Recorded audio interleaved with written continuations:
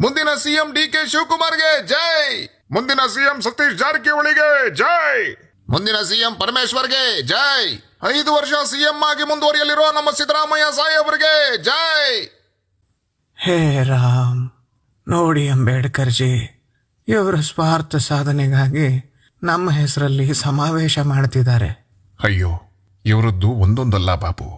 ನೀವಿಲ್ಲಿಗೆ ಬಂದ ಮೇಲೆ ನನಗೆ ಭಾರತದಲ್ಲಿ ಚಿತ್ರಹಿಂಸೆ ಕೊಟ್ಟರು ಈ ಕಾಂಗ್ರೆಸ್ನವರು. ಹೌದಾ? ಏನ್ ಮಾಡಿದ್ರು? 1952 ಎಲೆಕ್ಷನ್ನಲ್ಲಿ ನನ್ನ ಜೊತೆಗಿದ್ದವನ್ನೇ ನನ್ನ ವಿರುದ್ಧ ನಿಲ್ಲಿಸಿ ನನ್ನನ್ನ ಚುನಾವಣೆಯಲ್ಲಿ ಸೋಲಿಸಿದ್ರು. ಹೌದಾ? ನಿಮ್ಮಂತಹ ಮೇಧಾವಿಗಳು ಅವರಿಗೆ ಚುನಾಯಿತ ಸದಸ್ಯರಾಗೋದು ಇಷ್ಟ ಇರಲಿಲ್ವಾ? ಹೌದು ಬಾಬು, ನಮ್ಮಂತವರು ಚುನಾವಣೆಯಲ್ಲಿ ಗೆಲ್ಲಬಾರದು ಅಂತಾನೆ ಸ್ವತಃ ನೆಹರು ಅವರೇ ನನ್ನ ವಿರುದ್ಧ ಕ್ಯಾನ್ವಾಸ್ ಮಾಡಿದ್ರು. ಛೆ, ಎಂತ ಅನ್ಯಾಯ!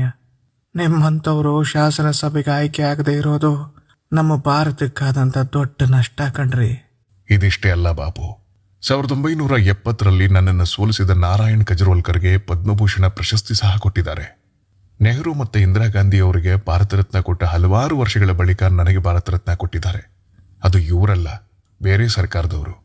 ಅಯ್ಯಯ್ಯೋ, ನಿಜವಾದ ಭಾರತ ರತ್ನ ನೀವು. ಮೊದಲು ನಿಮಗೆ ಕೊಡಬೇಕಿತ್ತು. ಎಂತ ಅನ್ಯಾಯ! ಕಾಂಗ್ರೆಸ್ನವ್ರು ಹೀಗೆ ಮಾಡ್ತಾರೆ ಅನ್ನೋ ಕಾರಣಕ್ಕೇನೆ ನಾನು ಸ್ವತಂತ್ರ ಸಿಕ್ಕ ಮೇಲೆ ಕಾಂಗ್ರೆಸ್ನ ವಿಸರ್ಜನೆ ಮಾಡಿ ಅಂತ ಹೇಳಿದ್ದೆ. ನನ್ನ ಮಾತಿಗೂ ಬೆಲೆ ಇಲ್ಲ ನೋಡಿ. ಹೌದು ಬಾಬು, ಇವರಿಗೆ ಅಧಿಕಾರದಲ್ಲಿದ್ದಾಗ ನನ್ನ ನೆನಪೇ ಇರಲ್ಲ. ಯಾವಾಗ ವಿರೋಧ ಪಕ್ಷಕ್ಕೆ ಬರ್ತಾರೋ ಅವಾಗ ನನ್ನ ಮತ್ತು ನಮ್ಮ ಸಂವಿಧಾನದ ಜಪ ಮಾಡೋಕೆ ಶುರು ಮಾಡ್ತಾರೆ. ಪರಮ ಸ್ವಾರ್ಥಿಗಳು. ಛೆ, ಎಂತ ಅನ್ಯಾಯ! ಪಾಪ ನಮ್ಮ ಭಾರತೀಯರನ್ನು ಇವರು ತಮ್ಮ ಸ್ವಾರ್ಥಕ್ಕಾಗಿ ಮೂರ್ಖರನ್ನಾಗಿಸ್ತಾರೆ.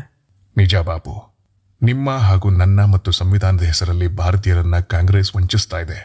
ಇದನ್ನ ಹೇಗಾದ್ರೂ ಮಾಡಿ ತಡೆದು ನಮ್ಮ ಭಾರತೀಯರನ್ನ ರಕ್ಷಿಸೋಣ.